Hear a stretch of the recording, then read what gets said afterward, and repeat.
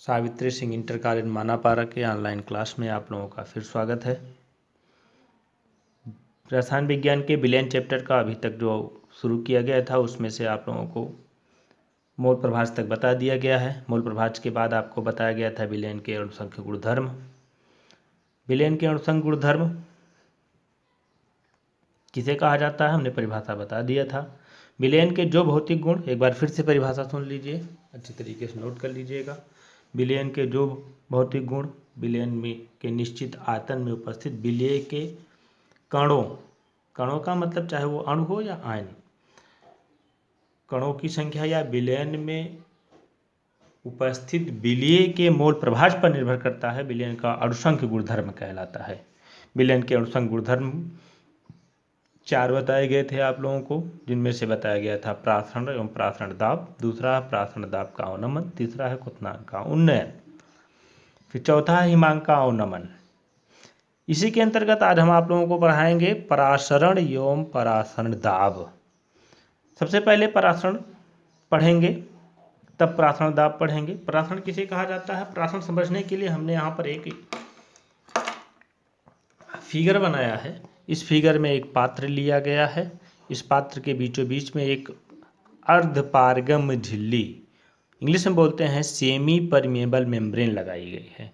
इस semi permeable membrane के ऊपरी सिरे, ऊपरी भाग में, सेमी परमेबल मेम्ब्रेन के ऊपरी भाग में भर दिया गया है विलायक, निचले भाग में भर दिया गया है विलयन। अब क्या होगा? विलायक के कण अर्धपारगम्य झिल्ली में से होकर के विलयन में प्रवेश करने लगते हैं। इसी प्रक्रिया को, विलायक के कणों का अर्धपारगम्य झिल्ली से होकर के विलयन में प्रवेश करने की प्रक्रिया को ही हम परासरण कहते हैं। फिर समझते हैं एक बार फिगर को। एक पात्र लिया गया है, इस पात्र के बीचों बीच भाग में सेमी परमेबल मेम्ब्रेन लगा दिया गया है, अर्थात अर्धपारगम्य झिल्ली लगा दी गई है। अर्धपारगम्य झिल्ली के एक सिरे में भर दिया गया है विलयन अर्थात सॉल्यूशन, दूसरे ऊपरी सिरे में भर दिया गया है सॉल्वेंट अर्थात विलायक। अब विलायक के कण अर्धपारगम्य झिल्ली में से होकर के विलयन में प्रवेश करने लगते हैं, अर्थात विलायक के कणों का अर्धपारगम्य झिल्ली में से होकर के विलयन में प्रवेश करने की प्रक्रिया अर्थात विलयन की ओर गमन करने की प्रक्रिया परासरण की प्रक्रिया कहलाती है। इसको इस तरीके से परिभाषित करेंगे हम। विलायक के अणुओं का अर्धपारगम्य झिल्ली से होकर, विलायक के अणुओं का अर्धपारगम्य झिल्ली से होकर शुद्ध विलायक से विलयन की ओर, शुद्ध विलायक से विलयन की ओर, या यहीं पर विलायक ना भर करके तन विलयन भर दिया जाए, तन विलयन से सांद्र विलयन की ओर स्वतः गमन करने की प्रक्रिया परासरण कहलाता है। फिर से समझिए परिभाषा फिर से अच्छी तरीके से। विलायक के अणुओं का अर्धपारगम्य झिल्ली से होकर, विलायक के अणुओं का अर्धपारगम्य झिल्ली में से होकर के शुद्ध विलायक से विलयन की ओर, या यहीं पर भर दिया जाए तन विलयन से विलयन, सांद्र विलयन की ओर गमन करने की प्रक्रिया परासरण की प्रक्रिया कहलाती है। यहां पर एक शब्द आया है आपका सेमी परमेबल मेम्ब्रेन। देखिए, सेमी परमेबल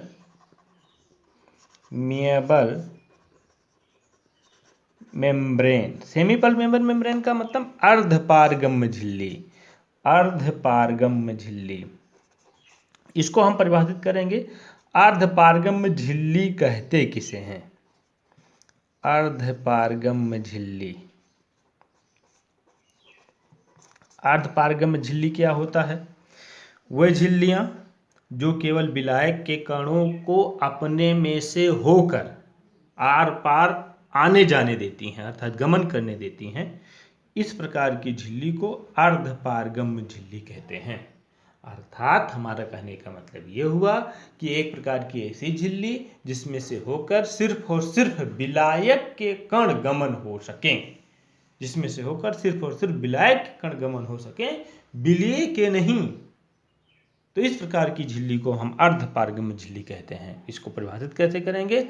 अर्थात एक ऐसी झिल्ली जिसमें से होकर के विलायक के कण गमन कर सकते हैं, विलय के कण नहीं, इस प्रकार की झिल्ली को अर्धपारगम्य झिल्ली कहा जाता है। अर्धपारगम्य झिल्ली का एग्जाम्पल देखेंगे तो बकरे का आशय अर्थात ब्लैडर्ड, बकरे का आशय अर्थात ब्लैडर्ड। फिर अंडे की झिल्ली, अंडे की ऊपरी झिल्ली जो होती है, जो कठोर कवच होता है, वो कैल्शियम कार्बोनेट का बना होता है। उस कैल्शियम कार्बोनेट अर्थात CaCO3 ऊपरी जो अंडे का ऊपरी कठोर कवच होता है वो कैल्शियम कार्बोनेट होता है, CaCO3 होता है। उस कठोर कवच के नीचे एक पतली महीन झिल्ली पाई जाती है, वो सेमी परमेबल मेम्ब्रेन होती है। दूसरा होता है सेल मेम्ब्रेन। सेल मेम्ब्रेन की बात करते हैं तो कोशिका झिल्ली, वो भी एक प्रकार की सेमी परमेबल मेम्ब्रेन होती है। ये सभी पूर्णतः जंतु झिल्लियां हैं, ये सभी पूर्णतः जंतु झिल्लियां हैं।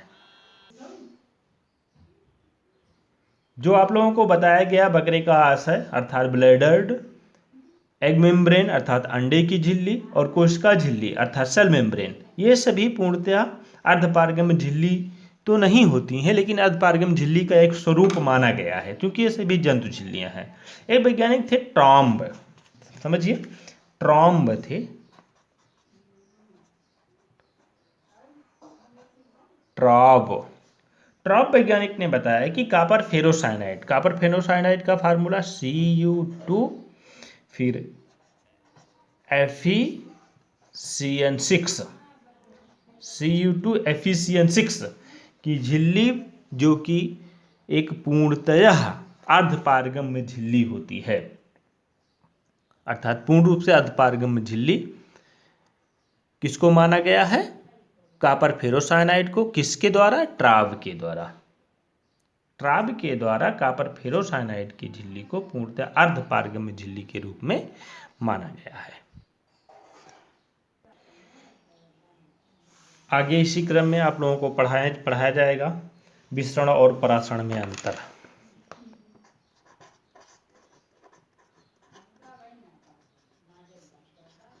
विसरण और परासरण में अंतर।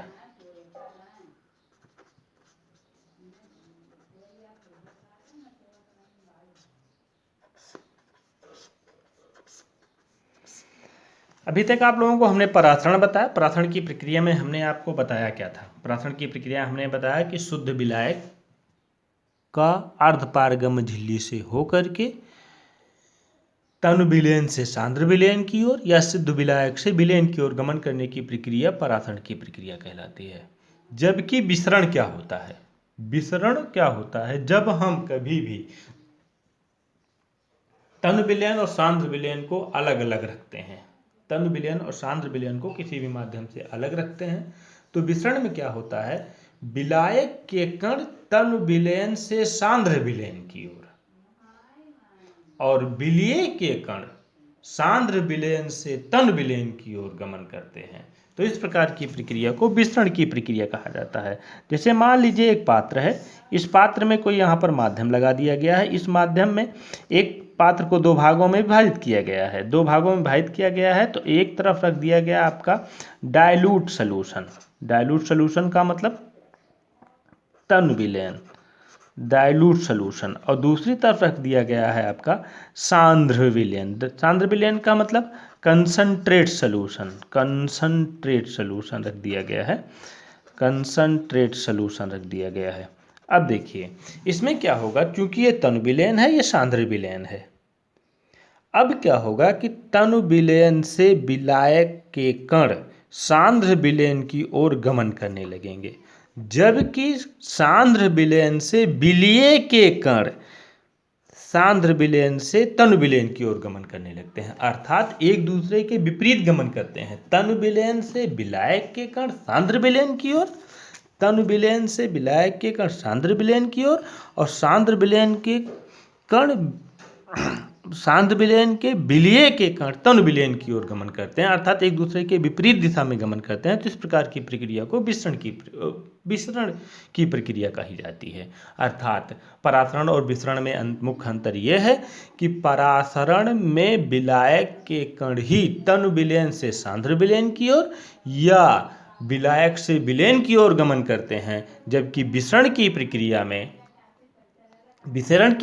में तनु विलायक के कण तनु विलयन से सांद्र विलयन की ओर और विलीय के कण सांद्र विलयन से तन विलयन की ओर गमन करते हैं, अर्थात एक दूसरे के विपरीत गमन करते हैं। तो पूर्ण अंतर ये होता है, हम लिखेंगे परासरण एक ऐसी प्रक्रिया होती है जिसमें, लिख लीजिएगा इस परिभाषा को, कि परासरण एक ऐसी प्रक्रिया होती है जिसमें विलायक के कण तन विलयन से सांद्र विलयन की ओर या विलायक से विलयन की ओर गमन करते हैं, जबकि विसरण एक ऐसी प्रक्रिया होती है जिसमें विलायक के कण तन विलयन से सांद्र विलयन की ओर और विलीय के कण सांद्र विलयन से तन विलयन की ओर गमन करते हैं। यह प्रक्रिया अर्थात विसरण की प्रक्रिया तब तक चलती रहती है जब तक कि दोनों की सांद्रताएं आपस में बराबर ना हो जाएं।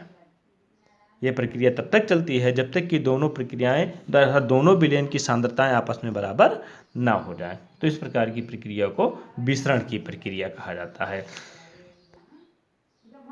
आगे आप लोगों को पढ़ना है परासरण दाब, ऑस्मोटिक प्रेशर। ऑस्मोटिक प्रेशर को हम एक चित्र के माध्यम से समझाते हैं आप लोगों को। ऑस्मोटिक प्रेशर है क्या वास्तव में? ऑस्मोटिक प्रेशर को समझने के लिए आप इस एक फिगर को समझना पड़ेगा। इस फिगर में क्या है, देखिए, एक पात्र है, इस तरीके से एक पात्र है।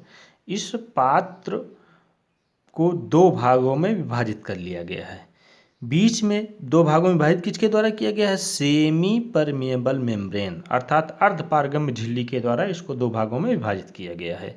इसके एक भाग में लगा दिया गया है पिस्टन, एक भाग पर लगा दिया गया है पिस्टन, दूसरे भाग में लगा दिया गया है फ्लो इंडिकेटर, मतलब कह सकते हैं इंडिकेटर मतलब सूचक कहा जा सकता है, एक सूचक लगा दिया गया है। पिस्टन वाले भाग में भर दिया गया है पिस्टन वाले भाग में भर दिया गया है सॉल्यूशन का मतलब विलयन भर दिया गया है, और दूसरे भाग में भर दिया गया है सॉल्वेंट अर्थात भर दिया गया है विलायक। फिर समझते हैं। परासरण दाब समझने के लिए आपको सबसे पहले जानना पड़ेगा एक फिगर के बारे में, एक चित्र के बारे में। इस चित्र को हमने आप बना दिया है, देख लीजिए। इस चित्र को हम समझा भी दे रहे हैं कि एक पात्र ले लिया गया है, इस पात्र को दो भागों में विभाजित किया गया है, किसके द्वारा? सेमी परमेबल मेम्ब्रेन अर्थात अर्धपारगम्य झिल्ली के द्वारा। इसके एक भाग में लगा दिया गया फ्लो इंडिकेटर मतलब कि प्रवाहित सूचक कहा जाता है, और एक भाग में लगा दिया गया है पिस्टन वाले भाग में भर दिया जाता है सोल्यूशन अर्थात विलयन, और दूसरे भाग में इंडिकेटर वाले भाग में भर दिया गया है सॉल्वेंट। अब जैसे ही भर दिया जाता है सोल्यूशन और सॉल्वेंट, वैसे क्या होता है कि सॉल्वेंट का मतलब विलायक के कण अर्धपारगम्य झिल्ली से होकर के विलयन की ओर गमन करने लगते हैं।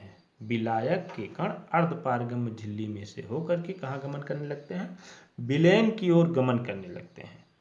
इसका मतलब क्या हुआ कि परासरण की प्रक्रिया होने लगती है, और यहाँ पर जहाँ तक द्रव भरा होता है वो द्रव का तल नीचे गिरने लगता है। जब विलायक के कण इस वाले भाग से सॉल्यूशन वाले भाग में जाने लगेंगे तो इस नली का तल गिरने लगेगा, और उसी समय पिस्टन के ऊपर हम इतना दाब लगा देते हैं, यहाँ से इतना दाब लगा देते हैं कि विलायक के कण अर्धपारगम्य झिल्ली में से होकर के विलायक से विलयन की ओर गमन करना बंद कर दें अर्थात पूर्ण रूप से रुक जाए। तो पिस्टन के ऊपर क्या लगाते हैं? इतना दाब लगाते हैं, वही लगाया गया दाब जिससे विलायक के कण अर्धपारगम्य झिल्ली से होकर के विलयन की ओर गमन करना बंद कर दें, वही लगाया गया पिस्टन के ऊपर एक्स्ट्रा दाब, वही क्या कहलाता है? परासरण दाब कहलाता है। इसको फिर से समझते हैं एक बार। परासरण दाब को फिर से समझा देते हैं। परासरण दाब समझने के लिए आप लोगों को एक पात्र लेना पड़ेगा। परासरण दाब समझने के लिए आप लोगों को एक चित्र जानना पड़ेगा। इस चित्र में एक पात्र लिया गया है। इस पात्र को सेमी परमेबल मेम्ब्रेन अर्थात अर्धपारगम्य झिल्ली के द्वारा दो भागों में विभाजित किया गया है। एक भाग में लगा है फ्लो इंडिकेटर अर्थात सूचक, दूसरे भाग में लगा दिया गया है पिस्टन। इंडिकेटर वाले भाग में भर दिया गया है विलायक अर्थात सॉल्वेंट, और पिस्टन वाले भाग में भर दिया गया है सोल्यूशन अर्थात विलयन भर दिया गया है। अब जैसे ही दोनों को भरते हैं तो विलायक के कण अर्धपारगम्य झिल्ली से होकर के विलयन की ओर प्रवेश करने लगते हैं, जिसके कारण इंडिकेटर का तल नीचे गिरने लगता है। उस समय पिस्टन के ऊपर इतना दाब लगा देते हैं कि विलायक के कण अर्धपारगम्य झिल्ली में से होकर के विलयन में प्रवेश न करने पावे, अर्थात प्राथण की प्रक्रिया न होने पावे, और उस समय पिस्टन के ऊपर लगाया गया अधिकतम दाब ही परासरण दाब कहलाता है। पिस्टन के ऊपर लगाया गया जो दाब होता है वही परासरण दाब कहलाता है। आगे आप लोगों को पढ़ना है परासरण दाब के नियम, law of osmotic pressure. Law of osmotic pressure, परासरण दाब के नियम। एक वैज्ञानिक थे फेफर। फेफर ने तन विलयनों के परासरण दाब पर अनेक प्रयोग किया तथा उन्होंने बताया कि तन विलयनों और वैद्युत अनवघट्टों के तन विलयनों और गैसों के में बहुत अधिक समानताएं होती हैं, और इसी समानताओं के आधार पर फेफर ने परासरण दाब संबंधी नियम दिया। जिस प्रकार से गैसों का नियम दिया गया था, आप लोगों को बताया गया था गैसीय नियम कई बताए गए थे आप लोगों को, बायल का नियम, चार्ल्स का नियम। इसी तरीके से फेफर ने बताया कि कोई वैद्युत अनवघट्ट पदार्थ है और उसका तन विलयन बनाया गया है, तो वैद्युत अनवघट्ट पदार्थ का तन विलयन तथा गैसों के बीच बहुत सारे गुण ऐसे होते हैं जो मिलते जुलते हैं। उसी का आधार लेकर के, अर्थात गैसों के नियम का आधार लेकर के, अर्थात सारे के सारे गैसीय नियम को लगा दिया गया किस पर? वैद्युत अनवघट्टों के तन विलयनों पर। इस आधार पर जो नियम दिए गए, जैसे आपका गैसों के लिए बताया गया था आपको बायल का नियम, उसी तरीके से वान ट हाफ में इसका बहुत महत्वपूर्ण उपयोग किया गया था। वान ट हाफ ने इसका बहुत महत्वपूर्ण उपयोग किया था, इसलिए इसको कह दिया जाता है। गैसों के लिए बताया गया था बायल का गैसीय नियम, यहाँ पर बताया जाएगा तन विलयनों के लिए आपको बताएगा बायल वान ट हाफ नियम। अर्थात परासरण दाब के नियम के अंतर्गत सबसे पहले आपको पढ़ना क्या है? बायल वान ट हाफ नियम। बायल वान ट हाफ नियम क्या है? पहला नंबर है बायल वान ट हाफ नियम क्या है? बायल वान ट हाफ नियम गैसों के बायल नियम से मिलता जुलता है। इस नियम में बताया गया है कि स्थिर ताप पर किसी विलयन का परासरण दाब P, नोट कर लीजिएगा, स्थिर ताप पर किसी विलयन का परासरण दाब P विलयन की सांद्रता C के समानुपाती होती है, अर्थात P प्रोपोर्शनल C कंडीशंस क्या हो जाएगा? स्थिर ताप पर। फिर से समझिए, बायल वान ट हाफ नियम, स्थिर ताप पर किसी गैस का परासरण दाब P उस स्थिर ताप पर किसी विलयन का, गैस नहीं होगा यहाँ पर विलयन होगा। स्थिर ताप पर किसी विलयन का परासरण दाब P उस विलयन की सांद्रता के समानुपाती होती है, या P इजकल टू हो जाएगा यहाँ पर आपका K इंटू C, जहाँ K एक स्थिरांक है। K एक स्थिरांक है। इस तरीके से यदि विलयन की सांद्रता C 1 मोल प्रति V लीटर हो, तो लिखेंगे कि यदि विलयन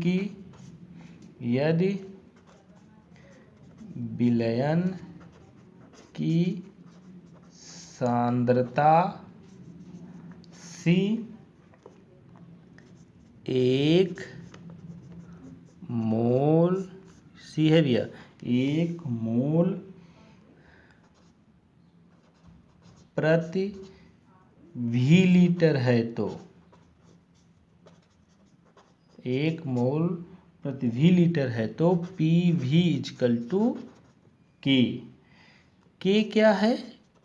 स्थिरांक है। के एक स्थिरांक है।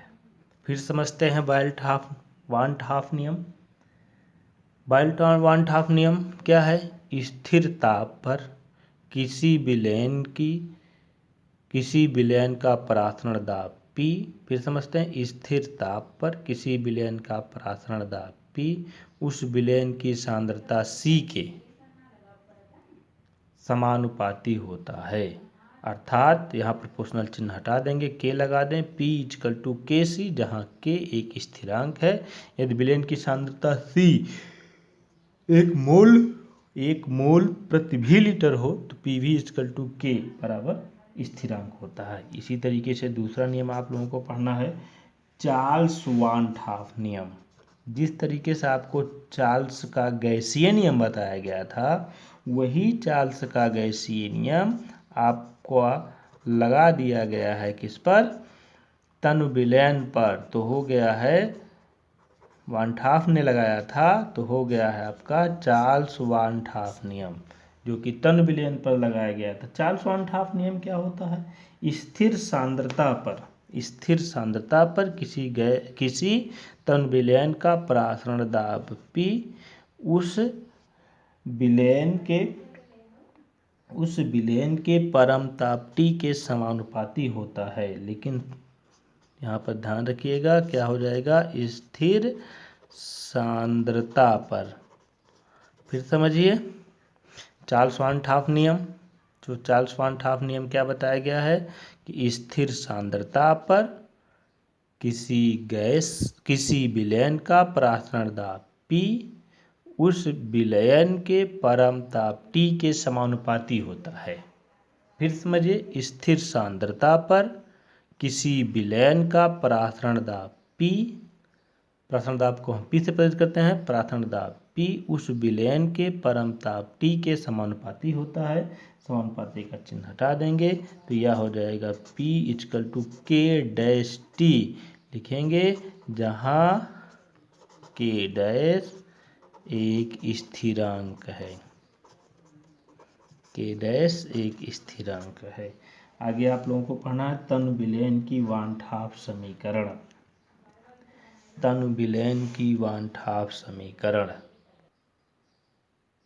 वान हाफ समीकरण, तनु विलयन की वान हाफ समीकरण। वान हाफ समीकरण विलयन के परासरण दाब और आयतन तथा ताप में संबंध व्यक्त करती है।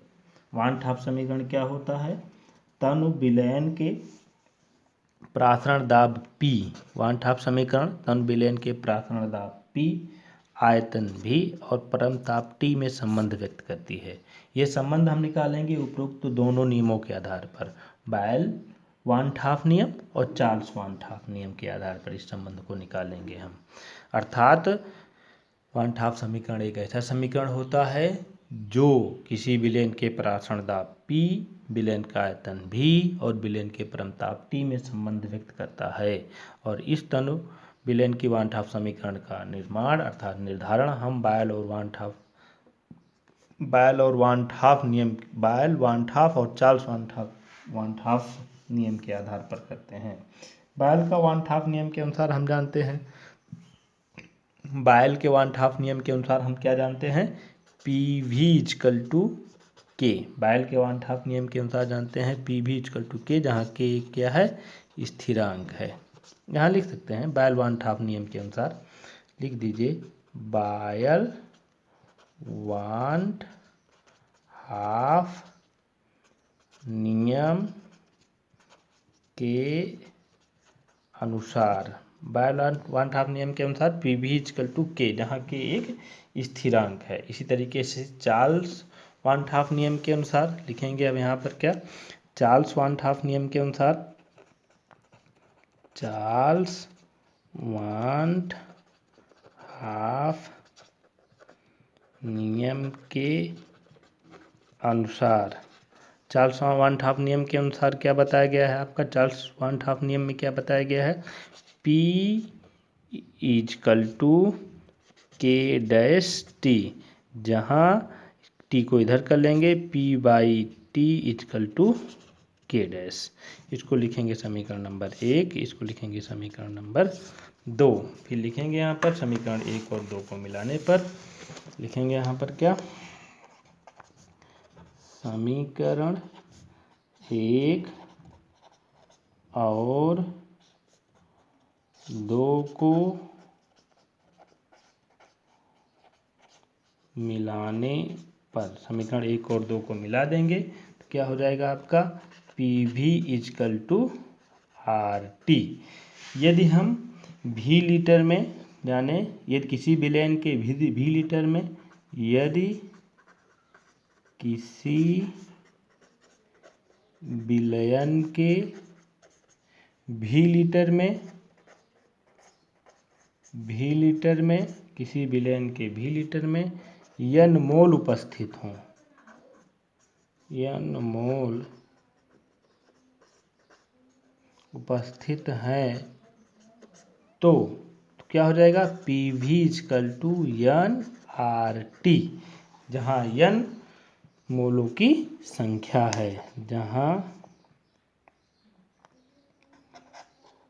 जहाँ स्मॉल n विलयन में विलीय मोलों की संख्या, या लिख सकते हैं मोलों की संख्या है, जहाँ n मोलों की संख्या है।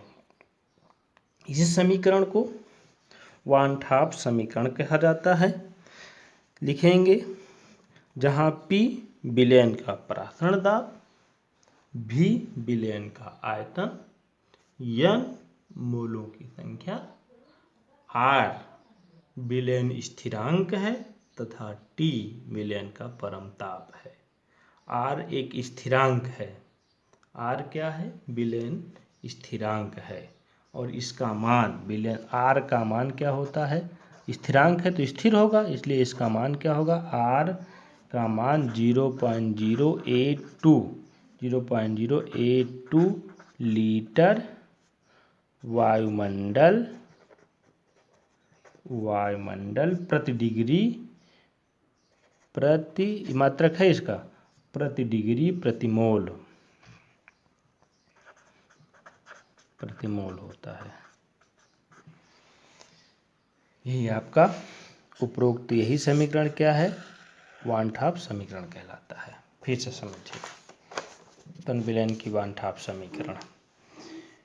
तन विलयन का वन हाफ समीकरण एक ऐसा समीकरण होता है, वन हाफ समीकरण फिर से समझ लीजिए। तन विलयन का वन हाफ समीकरण एक ऐसा समीकरण होता है जो समीकरण विलयन में उपस्थित विलयन के प्राथण दाब, तन विलयन वन हाफ समीकरण का ऐसा समीकरण होता है जो विलयन के प्राथण दाब, विलयन का आयतन और विलयन के परम ताप T में संबंध को व्यक्त करता है। इस समीकरण का निर्माण बायल्स वन हाफ नियम और चार्ल्स वन हाफ नियम के अनुसार करते हैं।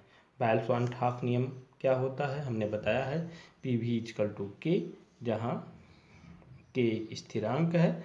चार्ल्स वन हाफ नियम क्या होता है, P equal to K dash T, T को हमने पक्षांतर कर लिया, P by T equal to K dash, इसको माना समीकरण नंबर 1, इसको माना हमने समीकरण नंबर 2, और इस तरीके से यहाँ पर समीकरण 1 और 2 को मिला लिया हमने। तो समीकरण 1 और 2 को मिला लिया, PV इजकल टू RT हो गया, जो कि एक प्रकार का वन हाफ विलयनों के लिए वन हाफ समीकरण है। लेकिन यदि इसका n मोल उपस्थित हो जाएगा तो PV इजकल टू NRT हो जाएगा, जहाँ n मोलों की संख्या होती है। और R का मान कितना होता है, R का मान 0.082 लीटर वायुमंडल प्रति डिग्री प्रति मोल होता है। R चूंकि एक प्रकार का स्थिरांक है जिससे विलयन स्थिरांक कहा जाता है, R एक स्थिरांक है जिसे विलयन स्थिरांक कहा जाता है। ये बहुत पूछा जाता है कि PV इजकल टू NRT में R क्या है, तो R एक विलयन स्थिरांक है अर्थात स्थिर है, इसलिए इसका मान 0.082, और मात्रक पूछा जाता है कि विलयन स्थिरांक का मात्रक क्या होता है, तो लीटर वायुमंडल प्रति डिग्री प्रति मोल होता है। लीटर वायुमंडल प्रति डिग्री प्रति मोल होता है। डिग्री का मतलब क्या होता है, तापमान। तापमान को यदि हम डिग्री में अनसेंटीग्रेड में मापें तो अनसेंटीग्रेड हो जाएगा, केल्विन में मापें तो केल्विन हो जाता है। इस तरीके से P तो आप जानते ही हैं, P प्राथण दाब है, V तो आप जानते हैं V आयतन है, T क्या है, T परम ताप है, और N क्या है, मोलों की संख्या है। इस तरीके से अभी तक आप लोगों को वान ठाप समीकरण तक बताया गया है और फिर कल आप लोगों को विलयनों की वान ठाप समीकरण की सीमाएं बताई जाएंगी। कल आपको विलयन के वान ठाप समीकरण की सीमाएं बताई जाएंगी, उसके बाद आपका इस पर एक एग्जाम्पल बताया जाएगा, मतलब आंकिक प्रश्न बताया जाएगा, तब जाकर के आपका ये प्रार्थना दाब का नियम समाप्त हो जाएगा।